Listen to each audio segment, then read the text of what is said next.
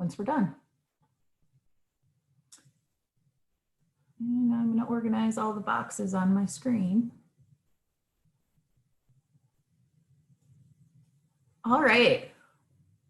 Welcome to incorporating prevention into Safe Harbor protocol work.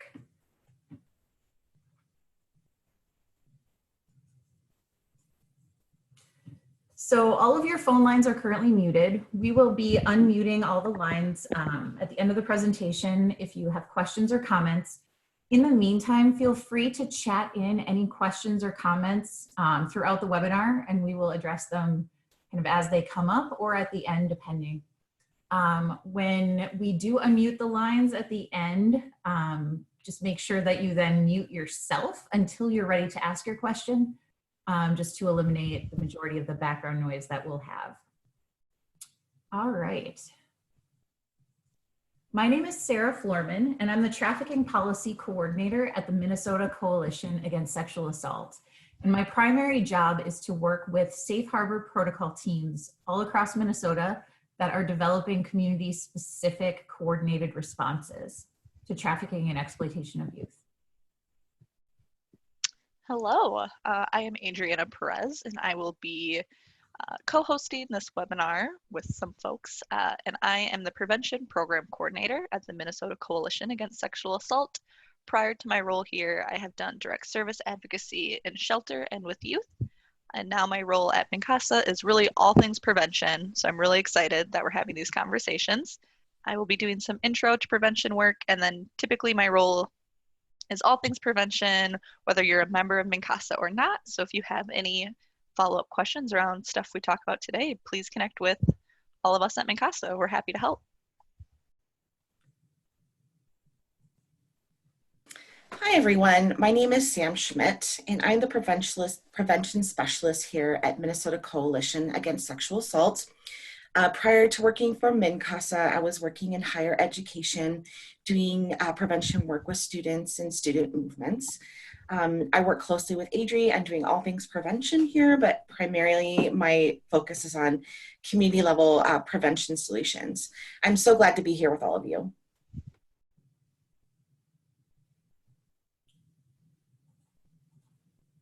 All right, now if everybody would be willing to chat in who you are, where you work, and anything you're trying to get out of this webinar in particular. Also look in the chat box for directions on how to change your name on the participant list, because we had fun issues with the webinar link earlier. So you are, a lot of you, logged in as Adriana Perez.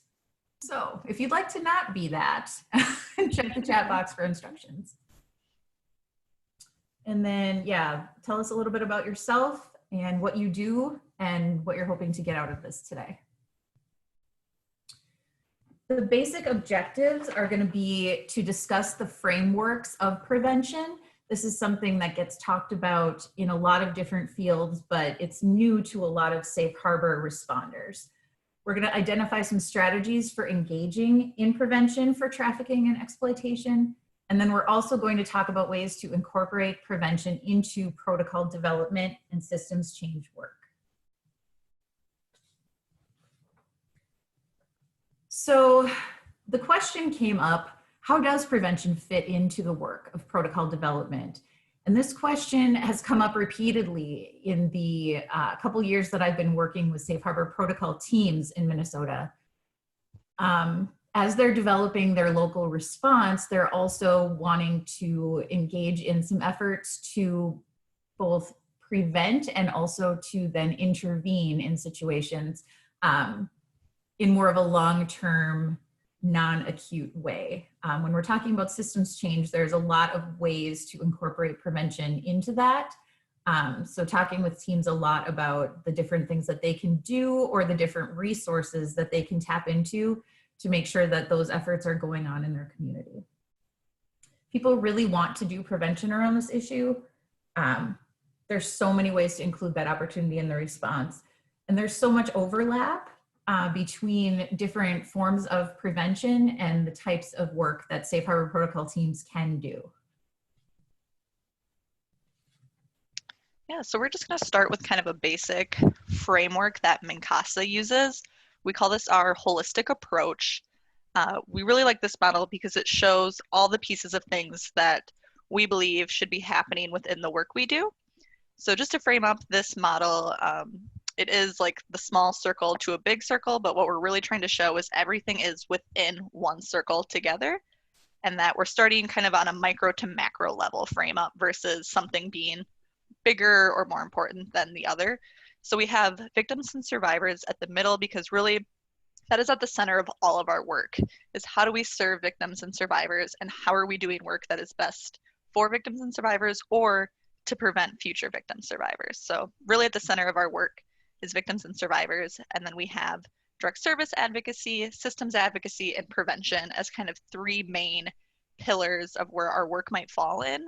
And so again, this is just showing prevention is on the outer edge because it can be more macro level, and then all these other things kind of move in to closer contact with direct service with victims and survivors. So this is a really great image just showing how important all of us are in this work and that we all have a piece to play in the sexual violence movement. And so we call it our holistic approach, in that we have to be doing every piece of this to be doing really good, successful work. And we'll dive into a little bit more of these coming up. Next. Yes, please. So I'm going to start with a story. I'm sure some of you, just seeing who's on the call, are familiar with this story or have heard it before. So we're just going to give you a nice little recap around our three siblings. So it's a beautiful day, not unlike today probably in Minnesota, you know, a nice spring sunny day. We have three siblings who are walking down the river, and they settle in to have a nice little picnic when all of a sudden they hear shouting from the river. And when they look, they see that people are struggling to swim, they're floating down the river, and they kind of just keep coming, and they're all screaming for help. So the first sibling runs into the river and starts just grabbing people and throwing them onto the shore or helping them grab onto a rock. The second sibling runs up the river a little ways and then jumps in and starts teaching people how to swim. They start working on building a dam. They're doing anything they can to kind of keep the folks getting out of the river or being stopped and able to stand and be safe even though they're still in the river. And then the third sibling takes off running all the way down the river till they're almost out of sight. And the two other siblings shout at her, where are you going? Like, there's so much work to do here. You can't leave us.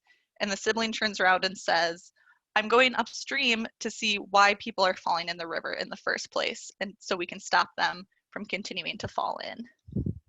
So let's talk about what the story means. We can flip to the next slide. Our first sibling, we often think of as kind of being the direct service advocate. They're going in and they're just really trying to get people to safety, out of the river really quickly, get them to shore. What are their basic needs that they have right at that moment? And so we see them as really that micro level work, working directly with one individual or potentially one family. And they do a lot of different things. We have some direct service advocates on the call.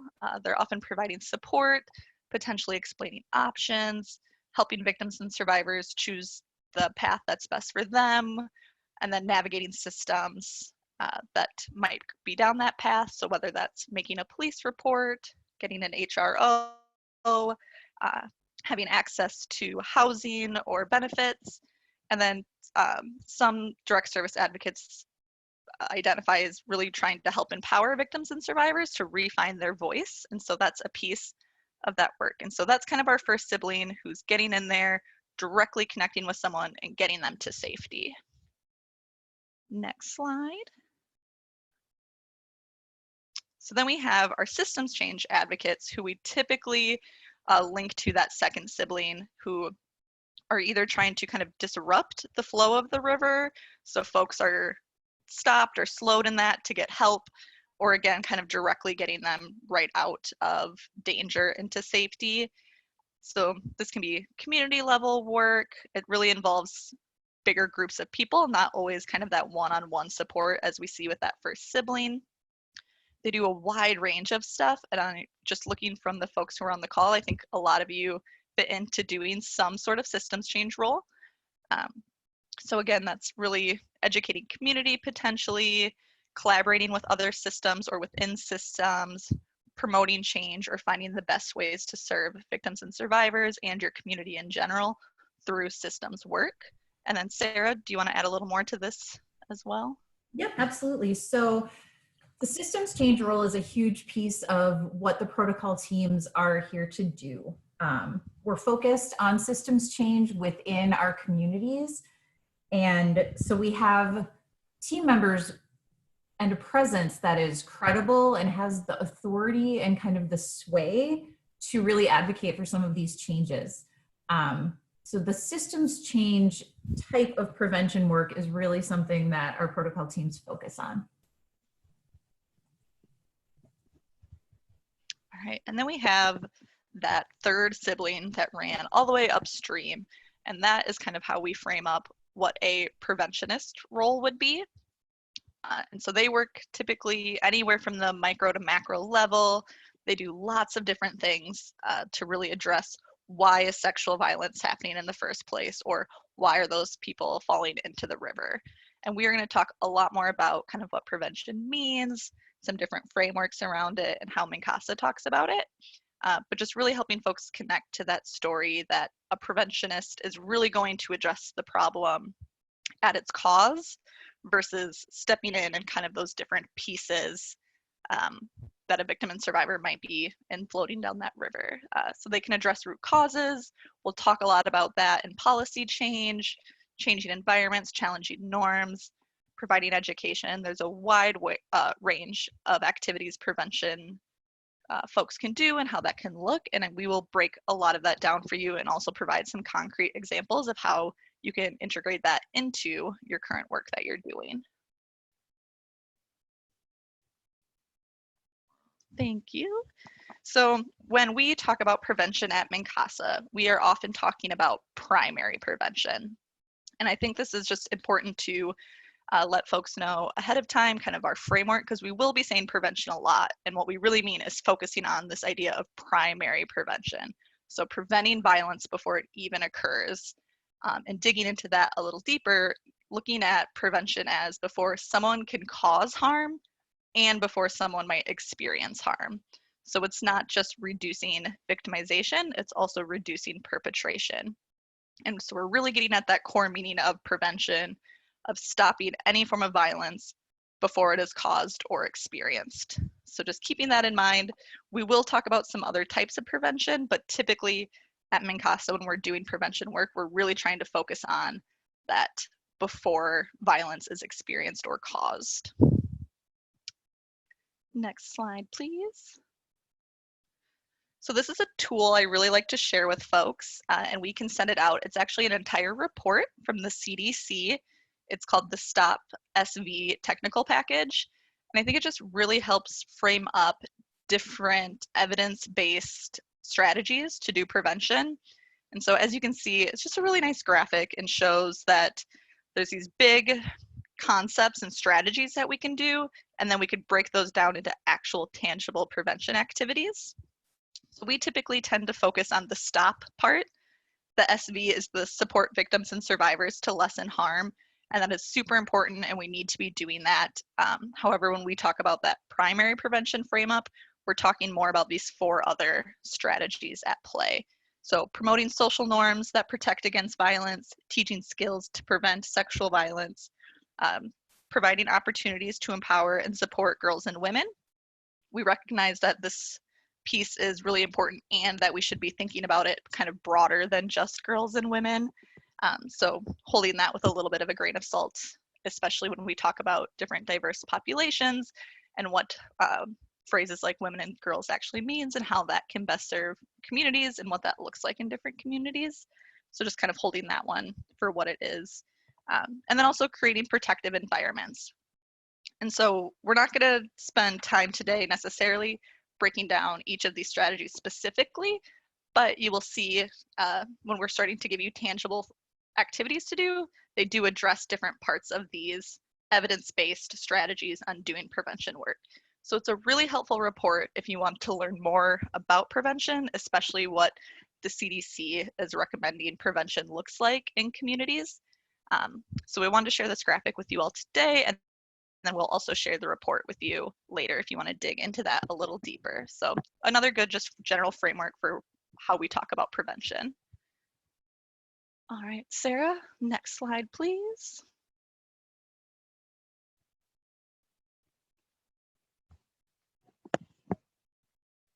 Perfect. So going off kind of these tools and frameworks, I do want to share the spectrum of prevention with you all. I'm going to tell you another story, so settle in for that. So just giving you this basic idea of the spectrum of prevention. So we can think of prevention as happening on the spectrum, which is really nice.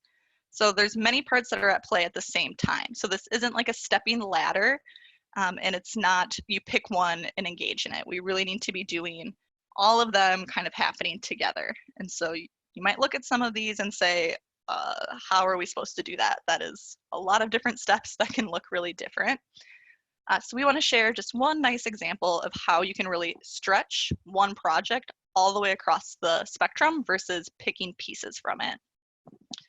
So there was an advocate who was doing medical call out, and she would go to the hospital, and she was starting to see that victims and survivors that she was meeting with often came in between 2 and 3 a.m. They had been downtown in that community. They were often at one or two of the same bars before their assaults happened. And so this advocate really wanted to look at like, well, why is this happening? I'm really seeing this trend. How do we address it? There's got to be a way to stop stories that have all of these commonalities. So what this advocate did is they started at that bottom, strengthening individual knowledge and skills, and they did some research around how can we prevent this from happening. And they didn't even really know what prevention was until they started doing this research. And when they were really looking at how we can do prevention strategies, they were looking at the Stop SV technical package, and they realized they couldn't be doing this work alone. So they started to foster coalitions and networks, and they built a team that had campus folk, it had law enforcement, medical, some community members who were engaged in this work, and they all came together to create this idea of doing a safe bar initiative. And so from there, after having those two ideas, they knew that they had to educate providers. So they went to bars and they did bystander intervention training. They looked at the organization's policies. So they're doing that change organizational practices to really help these bar staff identify signs, become bystander interventions. They completely changed some of the signs that were even displayed at these bars and restaurants to show that staff was trained to say this was a safe place. They let folks know how to report if they did experience any harassment or saw things that made them uncomfortable.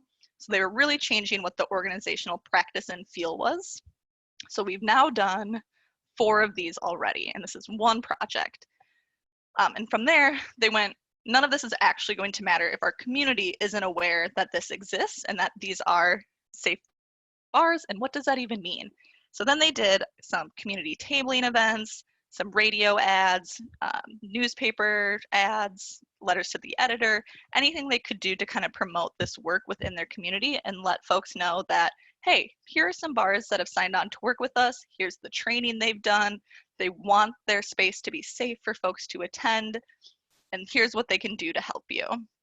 And then from there, they even got their local policy changed to any bar that partook in sexual violence training would then get a discount on their liquor license. So through this work, they actually changed their own local policy and legislation to be supportive of their prevention work. So I think that just really shows that the spectrum of prevention looks like it hits really far levels, and this work can be really complicated even on just one of those levels. But it's not about doing all of those separately. It's really about finding an activity or a strategy or something your community needs, and then how do we stretch it all the way across these different forms of prevention work. Sarah, were you going to add on? Yeah, I just wanted to add that I think this story can be really applicable to the work that Safe Harbor teams are doing, especially in terms of looking at how to expand on your efforts. So you can start small. You've got team members from a variety of different disciplines. Some of them are doing direct services, some are not. So folks are in different positions to have different involvement in these efforts. But when you have this team together, you can think about all of these different issues and expand on things that you're already doing and find ways to look at making long-term change with some of the just individual efforts that different team members have been working on.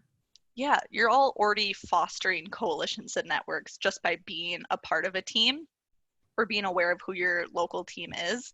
And so then it's really addressing what work have you already been doing. Some of you might be in a place to think of new work to do, but a lot of times it's what are we already doing and how do we slightly adapt or stretch it to make it prevention and meet what our community needs. So when you do prevention work, it also involves a lot of community connection and seeing what are the trends that you're seeing, how are those being experienced, and then how do we move that to be upstream and prevent those continuous themes that we see to address the needs that our community wants.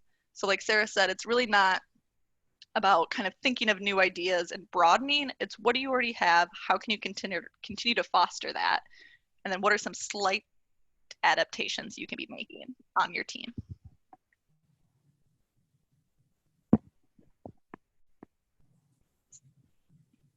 So I want to share our key concepts.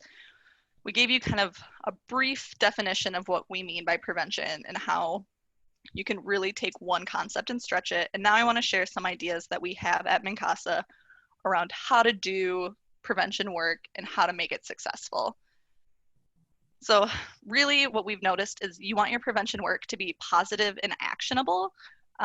So many of us on the call can probably relate to a time where we've heard, don't do this, don't act this way, this is not okay, this is not acceptable. And we get all of these ideas of how not to act or what's inappropriate without ever giving folks that flip side messaging of what does a respectful workplace actually look like? How do we actually ask folks for consent?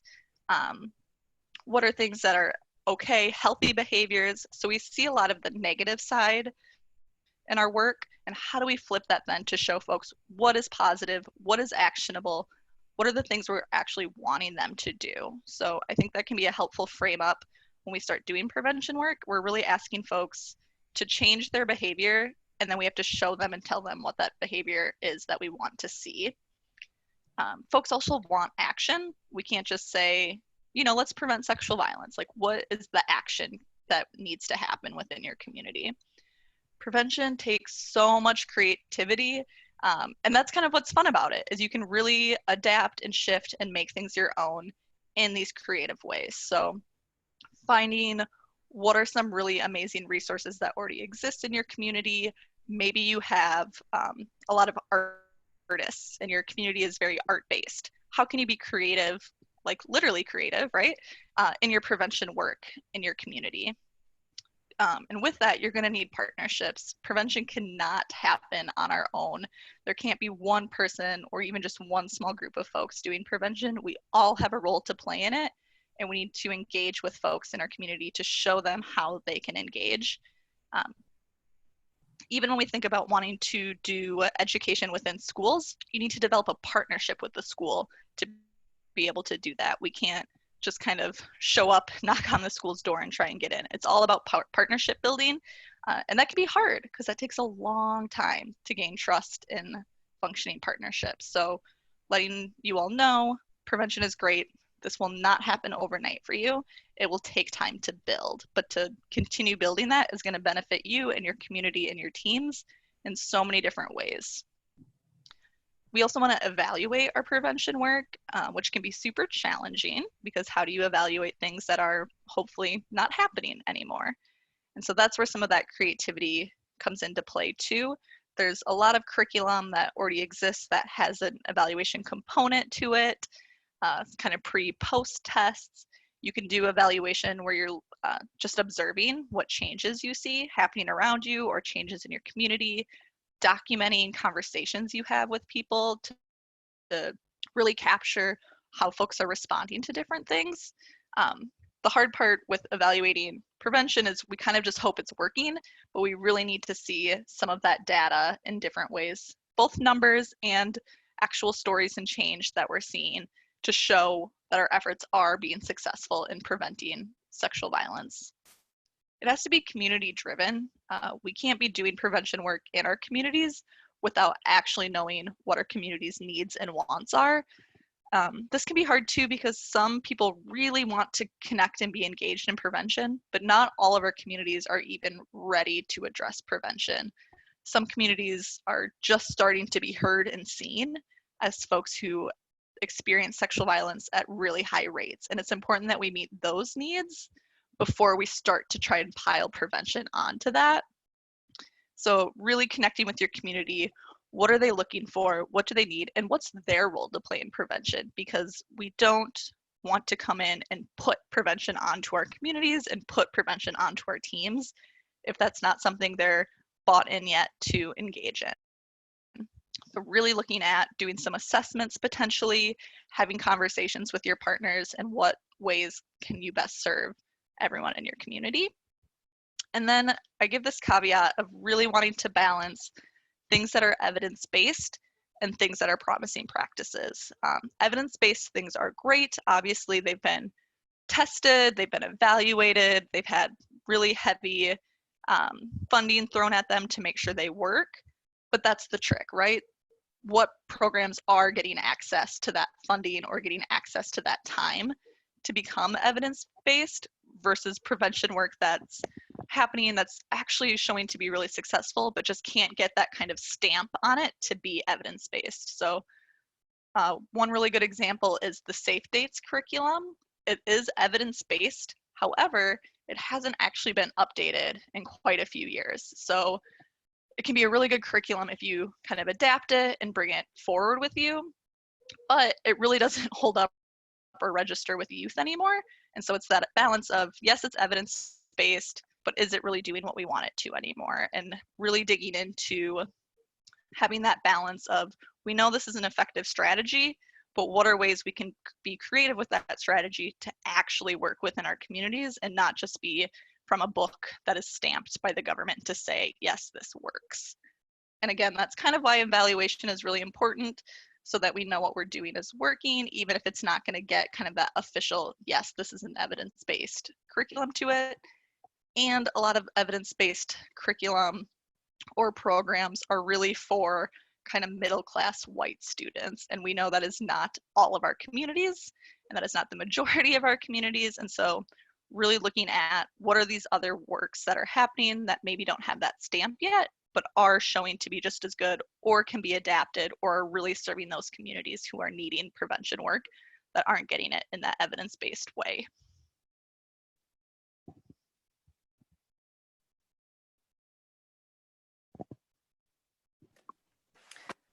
As Adrienne mentioned earlier, primary prevention tries to get at the root of violence and prevent harm from occurring. And in this slide, we'll talk a little bit about what that looks like for trafficking prevention more specifically.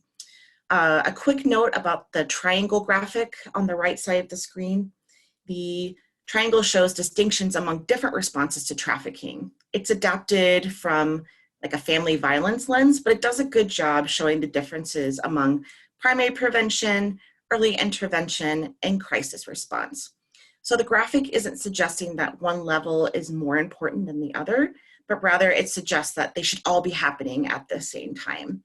So it's not a hierarchy, just simply a way to distinguish the different kinds of work. Primary prevention also wants to reduce the number of people who are at risk and in current crisis. So ideally, the pyramid will get smaller at the top. Unfortunately, we won't be discussing crisis response in this webinar since it's kind of out of the scope of prevention, but we will be talking a little bit about early intervention later in the webinar. There are lots of different strategies, but what all of these primary prevention strategies share in common is that they try to prevent harm from occurring. It tries to prevent the conditions that make people vulnerable to harm and stops normalizing exploitation and abuse in our wider culture. In the context of trafficking, primary prevention might look like building awareness, There are a lot of myths about trafficking, and we want to help people understand what trafficking actually is, or ask them how they're seeing it happen in their own community, so that folks have a better understanding of what the problem is. Primary prevention also looks like family wellness, so education or programs that emphasize family wholeness and healthy attachments in families. And the idea is to promote safety at home and prevent family life disruption. This is particularly important for LGBTQ youth or other marginalized populations who are at high risk of becoming vulnerable due to homelessness or insecurity with food or housing. So we want to address the conditions that create vulnerability when people don't have the needs, their basic needs met. We want to make sure that people have safe first families and home conditions. Primary prevention can also look like teaching people how to create strong, respectful relationships that can buffer them from becoming at risk, and teaching them how not to harm other people. Some of these skills might include respecting people's bodies, learning to accept no for an answer. It can look like a lot of different things. These skills help people have those healthy relationships with themselves and others, and build the support networks they need to stay safe. Primary prevention can also look like economic stability and preventing poverty. So we're trying to prevent those vulnerabilities caused by a lack of transportation, underemployment, lack of access to documents. Some of these things might be in a direct service capacity, but they have a preventative quality to them. It can also look like giving people leadership opportunities to develop their talents, teaching working rights, and creating self-advocacy and healthier working conditions so that sexual exploitation does not become an option. There are lots of different ways, again, this can happen, but these are just a few examples. And finally, primary prevention can look like culture change to reduce demand and social acceptance of exploitation. It can be applied in lots of different ways, but the idea is to challenge how normalized exploitation is, that this is an okay practice to do. And so we might have programming or efforts to promote bodily autonomy, consent-based practices, bystander intervention, lots of different other activities that could be done. And generally, we want to stop making it okay to exploit and abuse other people, and to create a sense of cultural accountability and connection to other people using empathy and other social emotional skills. We'll get into each strategy a little bit more, but I wanted to give you a sense for what primary prevention can look like in the context of trafficking prevention. And so I'll let Sarah talk a little bit about education as one of those strategies next.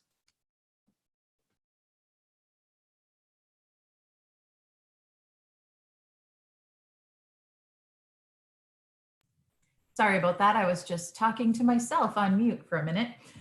All right, one of the goals for this webinar today was really to help teams and folks that are interested in developing local protocols to really figure out how to incorporate these different types of prevention into your work, and whether or not that's something that the team would do or something that the team would be able to kind of outsource to other professionals who are doing this work. So the first strategy that we're going to be talking about is education and outreach to youth. So this is really talking and working directly with young people to increase awareness of issues around exploitation and trafficking, to encourage self-esteem development, promoting healthy relationships and sexuality, and then encouraging leadership. So this is a lot of this very general kind of overall prevention education for youth, both at risk and not at risk.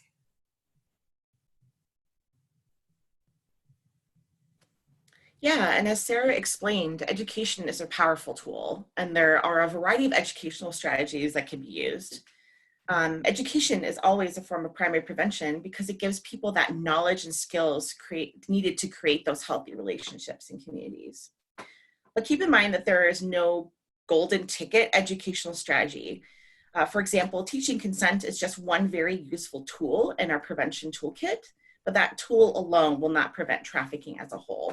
Instead, we need to use many different tools to help stop and prevent exploitation. Ideally, these programs should be ongoing and sustained. So those short-term, one-time presentations that Adrienne mentioned earlier often don't give people time to practice and incorporate new skills into their lives. So education, such as healthy relationship curriculum, consent-based work, comprehensive sex ed, or bystander intervention training, all those things need to be ongoing and varied to be successful.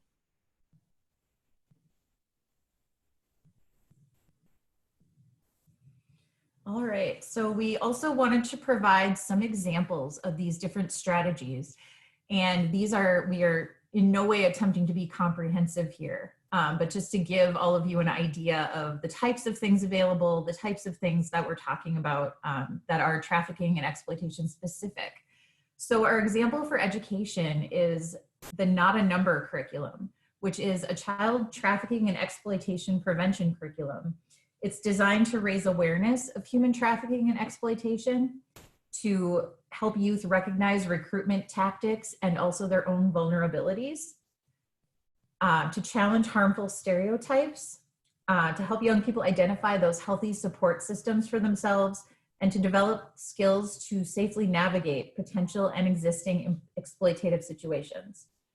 So Not a Number can be used in schools, juvenile justice facilities, a variety of youth serving programs, including after school or other community-based programs. The curriculum is designed for youth ages 12 to 18 of all gender identities, all racial and ethnic backgrounds, and all socioeconomic statuses. Now, again, kind of like Adri mentioned earlier, this curriculum is designed to work with all those folks. How well it does that, every curriculum has its pros and cons. So just keep that in mind. Sometimes curriculums need to be adapted for your specific audience. But Not a Number is a pretty great curriculum, and Minnesota has spent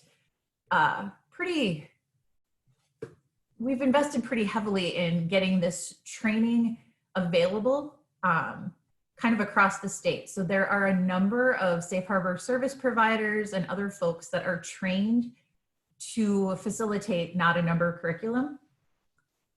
Oh, yep, Mel just chatted in. Mel Alvar from PABSA, she's also a Safe Harbor Regional Navigator, is one of the trainers for the Not a Number Facilitator Certificate. Sarah, just jumping in real quick too, I found out today that there will be 2 trainings this summer if folks are interested in getting certified.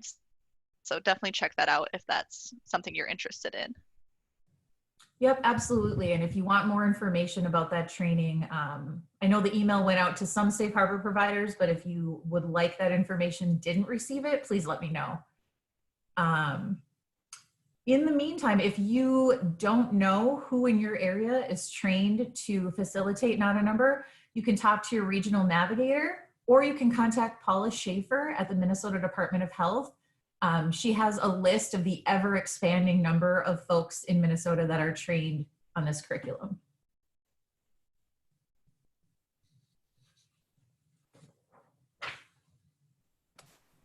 And just continuing with our chat about education and curriculum, MnCASA reviewed a variety of educational curricular programs and posted a list of these programs on our website. You can access that under our prevention efforts link on our webpage. And you can check out that list for examples of how different folks are using education as a form of primary prevention. So take a look at that if you have a chance. There's several excellent programs on there. Right.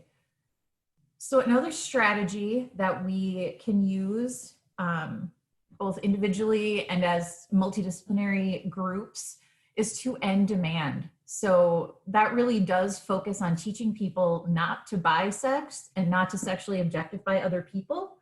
And it also focuses on regulating those businesses that profit from sexual exploitation. So this particular strategy speaks to that larger societal change, including things like how we view masculinity.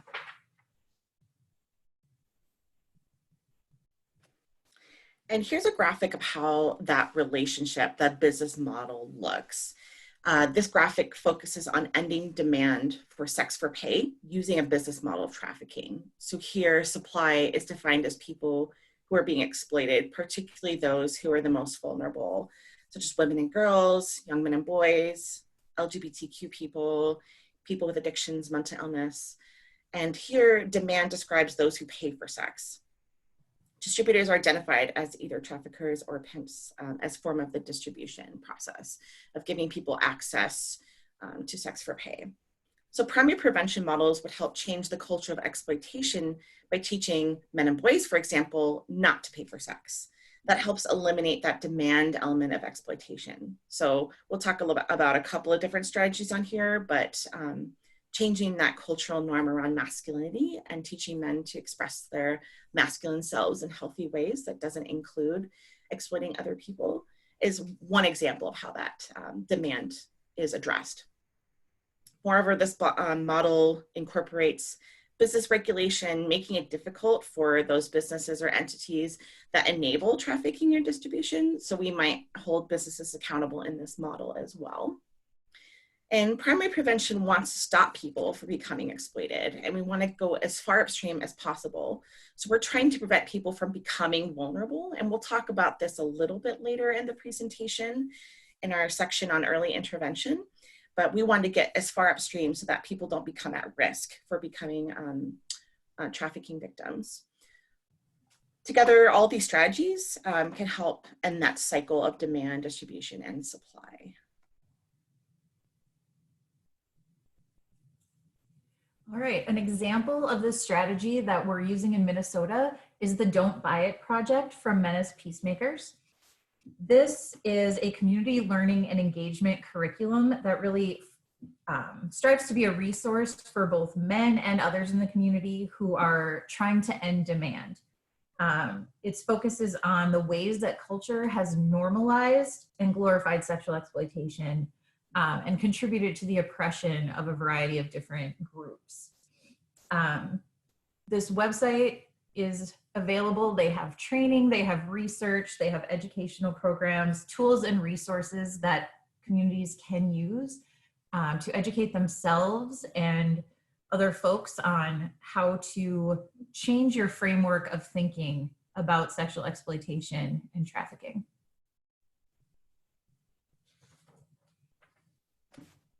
Okay, so we're going to talk a little bit about how early intervention is a little bit different from primary prevention. Early intervention is not as far upstream as primary prevention. Early intervention is really focused on those populations who are more acutely at risk for being trafficked or from engaging in sex for pay and the exploitation of others. These are, again, we're talking about victim survivor populations who may or may not have been trafficked at this point, but may have experienced other kinds of harm or have significant challenges that make them vulnerable. Another part of the early intervention strategy is to stop that demand. So getting a little bit closer to the issue than we would with primary prevention, which is a much more general healthy relationship skill development. So early intervention is tailored to those who are most at risk. Ideally, they should try to identify what those populations are. We need to know who is vulnerable, and we might want to use indicators such as low income, mental health diagnoses, LGBTQI youth, and other programs that are at risk. We know that these groups are much more likely to be funneled into exploitative situations, and we want to target services to help buffer them from entering that cycle. Polaris, for example, has a Stay Safe booklet for LGBTQ youth, and it asks youth to look out for their friends, and if they're experiencing homelessness, how they can help their friends and loved ones stay safe from trafficking. So that's an example of identifying a community that is at risk and then using their creative partnerships to help them stay safe. So that project did a good job identifying who is at risk. Another element of early prevention is, again, continuing family wellness. It looks a little bit different than primary prevention, but still has some of the same qualities to it. We want to continue to support the well-being of the whole family for those at-risk populations and increase parent-guardian youth communication, healthy family attachments to prevent those vulnerabilities from getting worse or becoming more acute. So we want to prevent those families from having further disruption. Again, healthy relationship skills are useful at this stage as well, and they may need to be a little bit more targeted and specific for those groups, and they should be culturally competent to make sure that they're meeting their needs. Again, economic stability, leadership and work opportunities for at-risk populations, teaching folks working rights, changing working environments that are exploitative to prevent people from getting that much closer and that much more at risk for entering the cycle of trafficking. And again, stopping the demand, directly working with people who we know tend to buy sex and explaining how to express their sexual selves in ways that are healthy and well and whole for themselves. Keeping those businesses accountable so they stop enabling trafficking, so we can stop that cycle of demand and distribution.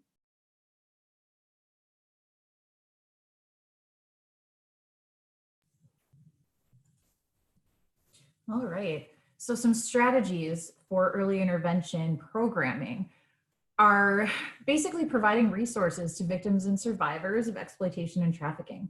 So we do a lot of that in Minnesota. The early intervention programming that we do involves shelter and housing support, educational support, job training programs, healthcare, and mental and chemical health services as well. So a lot of the work that the direct service providers on this webinar do is really a piece of early intervention programming in a huge way. An example of that early intervention programming is the Safe Harbor Regional Navigators. So for those of you not super familiar with those folks, I thought I'd give you a little bit of a kind of a primer. So currently Minnesota has 8 Safe Harbor Regional Navigators, and their job is to be the main point of contact for youth who've been sexually exploited and for the agencies that work with these youth. They're there to connect young people with services and then provide expertise to local communities. So they can provide training on how to work with these youth. They can provide other resources if you need, if you want your organization to get a training on trafficking and exploitation of youth, kind of 101. Your navigators can be someone that you might reach out to for that, or more specific guidance on individual cases. This is a map of the Safe Harbor Regional Navigators, at least as they stand right now. Currently, there are 8 divided into these regions. There is currently a request for proposals out, so this will be changing, but not anytime soon. So for right now, these are your regional navigators. Feel free to contact them with questions. Please remember to loop them in. If you know you're working with kids who are exploited or trafficked, it's always a good idea to get a hold of the navigator because then they can coordinate services.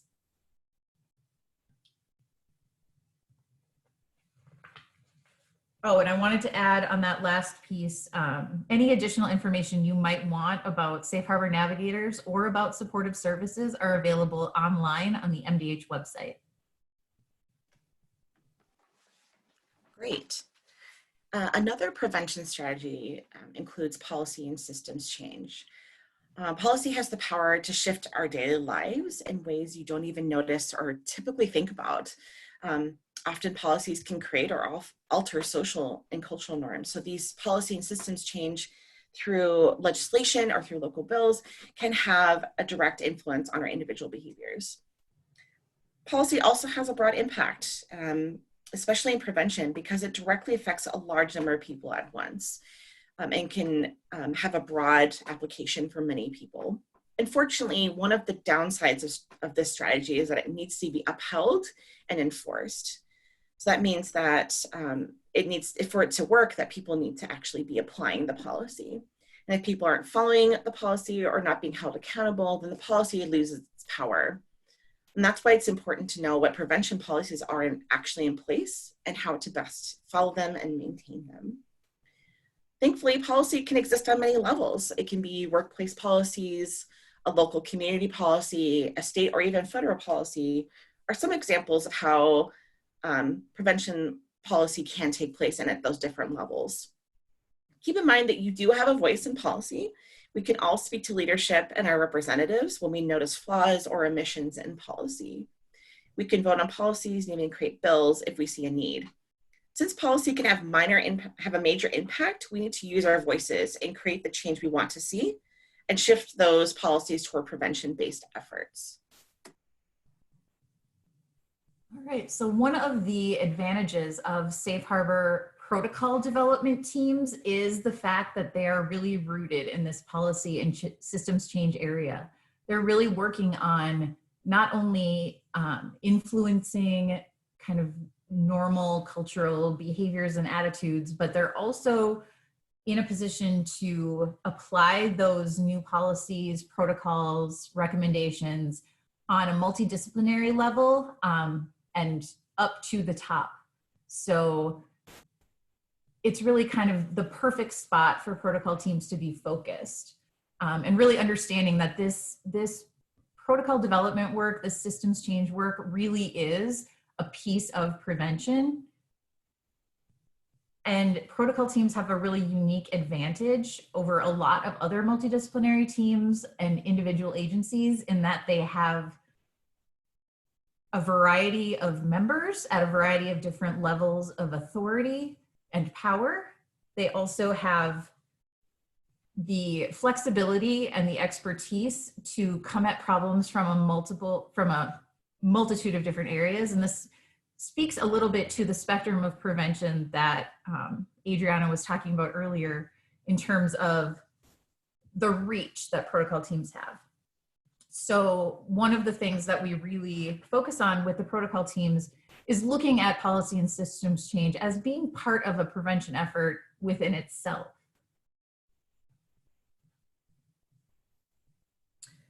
All right, so an example of what policy and systems change can do is the Safe Harbor legislation in Minnesota. In 2005, we passed our first anti-trafficking laws. In 2006, we created the Minnesota Human Trafficking Task Force. In 2008, a needs assessment was done to identify the gaps in services and kind of what the landscape of sex trafficking and exploitation looked like in Minnesota. In 2009, we enacted some laws to increase penalties for traffickers and purchasers. And then the key legislation was passed in 2011, where we enacted the Safe Harbor Law, which added the definition of sexually exploited youth into the Minnesota Child Protection Codes. It increased further the penalties for abusers and purchasers. And then it provided that directive for a statewide response to be developed. A number of the pieces of the 2011 legislation were then enacted and took effect in 2014 to allow our systems some time to adjust and adapt, to create new programs where we were lacking, and to get people trained on how to work with these youth. So in 2014, sexually exploited youth were officially excluded from the definition of a delinquent child. In layman's terms, what that means is, as of August 1st, 2014, they decriminalized prostitution for youth under the age of 18. And then the no wrong door model was implemented. During the period from 2011 to 2014, work was done in a huge statewide effort to really see not only what was needed, but how best to get all of our different disciplines together to work to serve these youth best. And in 2016, we included some labor trafficking, and we also were able to expand Safe Harbor services for youth up to age 24. Sarah, can I just add before we flip forward? Sorry. Like you had mentioned earlier, I think folks who are on these teams and working together, you really have a unique insight into what are the gaps that are in policy for the folks you're working with and serving. So you get to see directly what are people reporting to you, how their experience look, and what's either missing or what's just not working well. And when we think about policy, we sometimes get stuck in this idea that it's really up high, state and federal level. We can't have really any influence in it. And all of that is super valid and understandable, but really looking at what is happening to the folks you're working with, what are their experiences, where are their biggest challenges and barriers and these gaps that you're finding, and using that to then inform what needs to change and what needs to happen, which is really part of all of our roles. And I think people doing safe harbor work also have this unique insight and role into making these shifts and addressing policy in a way that other people across the state and other positions don't have. So I think it's just a really unique framework for people doing safe harbor work to hold and look at and see how can they engage in it. Yeah, absolutely. Thank you. Yeah, I think one of the things that the no wrong door model that we use in Minnesota has, one of the unique advantages, and our response in general to trafficking and exploitation of youth, is the fact that we have been using kind of an iterative model, right? We're building the plane as we fly it, which means that we're adapting and making changes. When we're seeing gaps, we're addressing those. We're trying to do that in a fluid way. And our protocol teams are trying to do this on a slightly smaller scale. For those of you who are on a team, you've definitely heard me talk about the phases of systems change and how systems change is a cyclical process. This is something that's ongoing. You'll constantly be fine-tuning it, finding new gaps, finding new changes, finding new areas where you can step in and help. And so the state is doing that as well. The no wrong door model really was intended to provide a multidisciplinary, collaborative, and comprehensive response to youth who've been exploited and trafficked. The idea being that wherever a youth goes for help, they will receive help, that there is no wrong door for youth to go through to receive services. So the no wrong door model consists of regional navigators, housing and shelter services, and other supportive services, as well as protocol development. Ideally, this is how Safe Harbor is supposed to work here in Minnesota, with the youth at the center, surrounded by their family, peers, and community, and then with a variety of service providers kind of encircling them and interconnecting with each other. And this is how protocol teams hopefully are also operating. We're doing victim-centered work, and we're working together on a number of different levels to connect and try to improve our services. In this particular model, the regional navigators are identified by this weird little dotted line. And as you can see, that means that they're connecting everyone to each other and to the youth as well. Protocol development is really intended to strengthen that no wrong door response in specific communities. It's something that, you know, we aim to do statewide, and we'd like to do it perfectly, but we need to start with our individual communities and our local responses. Just a little bit more information on the Minnesota Safe Harbor response. It is a statewide collaboration. There are 3 governmental branches, as well as MNCASA, that do work within Safe Harbor: the Department of Health, the Department of Human Services, and then the Department of Public Safety. If you want more information on what they are all doing, feel free to reach out to me, or again, you can find a lot of information on the MDH website.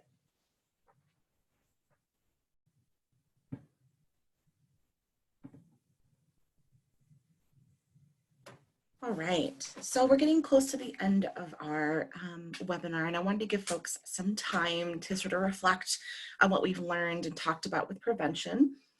This picture shows a model that the Northern California Anti-Trafficking Coalition and what they use to demonstrate the array of anti-trafficking responses. And I thought it would be a helpful way to think about how we can explore prevention work. If you look on the right side of the screen, you'll notice that there are a variety of programs that can fit into any of these trafficking response strategies. So healthy family development, safe housing, language classes, ending the objectification of women. Again, it shows that there's no one golden ticket prevention strategy, and that together, all of these different strategies contribute to meaningful work around trafficking. So look at this graphic, kind of reflect on what you've learned in this webinar, and ask yourself, where do you currently fit into community-wide solutions? What is your capacity for prevention? What would that look like for you and your team? So take some time to think. Feel free to chime in using the chat function, or if you prefer to use your video voice function, you can do that as well. Or you could take these questions back to your team to explore together. I'll give folks a minute to think and to share.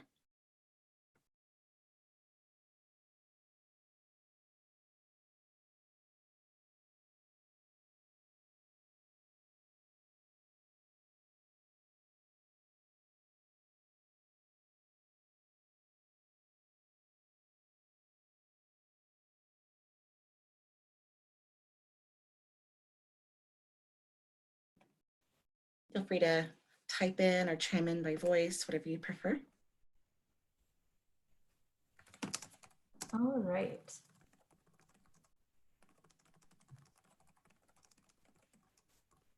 And as hopefully people continue to comment or chat in responses, I will also put out the call for additional questions or comments.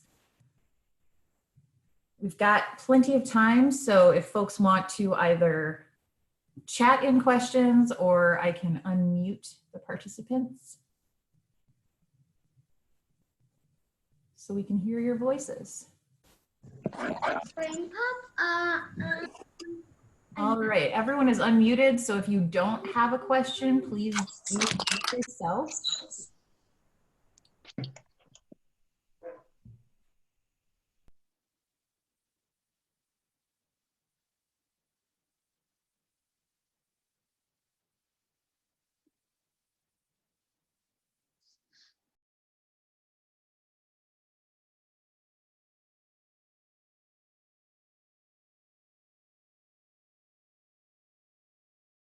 This could be a really good time for folks to chat in or unmute and share any prevention efforts their team or their community is already doing.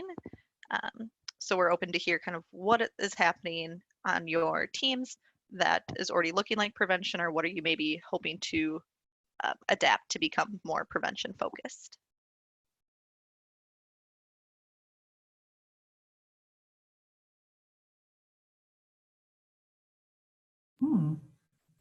Oh, we got a great question around recommendations for prevention efforts in this current time of COVID-19 happening. That is a great question. MnCASA is putting out a list of resources that are all prevention based. If you are on our prevention listserv, you will be getting that tomorrow.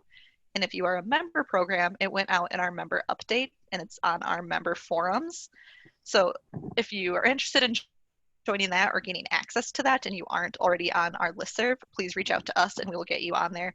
But it is going to be a comprehensive Google form that will have a wide list of prevention resources, from interactive websites to reports, webinars. We're really trying to build this gap of people who are on one side of the spectrum of like needing something to do for prevention right now, all the way to we were doing prevention and now we can't do it because our efforts are being pulled elsewhere in our organization, or we were really connected with schools and schools look really different. So really trying to provide a wide range of resources for folks. We also hold prevention phone calls, member calls, if you are a member program. And people had some really great recommendations for prevention work happening right now, whether that's finding ways to record curriculum so schools can still do that if you were already working with a school to do presentations or a number of specific curriculum. How can you adapt that to now help with the virtual learning? So those would be direct resources I would recommend for prevention efforts right now. Otherwise, Sam and I are always available to do some brainstorming conversation around what are kind of your ideas and how can we start implementing them. Yep. And for those of you from organizations that aren't member programs, which is, since this is such a multidisciplinary response, pretty likely that there's a number of you that are not, please feel free to reach out to us for whatever resources you need. We are still available to help. Adriana and Sam and myself are all available to talk through prevention with you all. Yes. I do want to just acknowledge that this is a really strange time. And obviously we prepared this webinar prior to some of the stay-at-home requirements that have been put into place. So you know, it's hard to talk about community efforts and education and all types of in-person responses in a situation where those things are difficult, if not impossible. So we are also here to talk about that with you. We're all going through this and kind of learning together. Yeah, and anyone can join our listserv. You don't have to be a member to be on the prevention listserv. I would also encourage you all to check out our social media. We're going to have a bunch of really awesome resources coming out for Sexual Assault Awareness Month, which is in April. So we really try and get as many tools as we can out to people in a really broad way beyond just our membership too. So trying to keep something special for our members while also knowing our members alone cannot be doing prevention work. We need all of you engaged in it in different ways. So any way you can be directly contacting us or following us, you will get access to really awesome prevention resources that are coming out.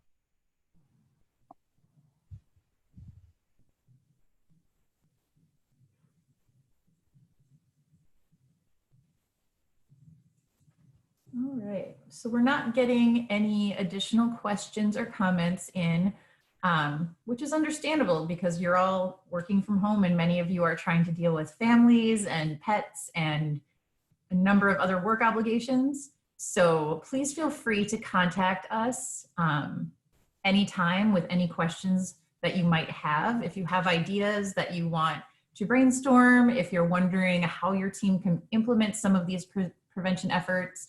And for those of you who are interested in forming a team or becoming part of a team or coming up with a coordinated local response, get a hold of us. That's what we're here to do. So thank you all very much. We appreciate you taking the time. Thank you, everyone. It was great talking with you. All right. And again, this webinar has been recorded, so I will be sending the video out. Oh, and we have a comment. Of course. All right. Noelle from Menace Peacemaker.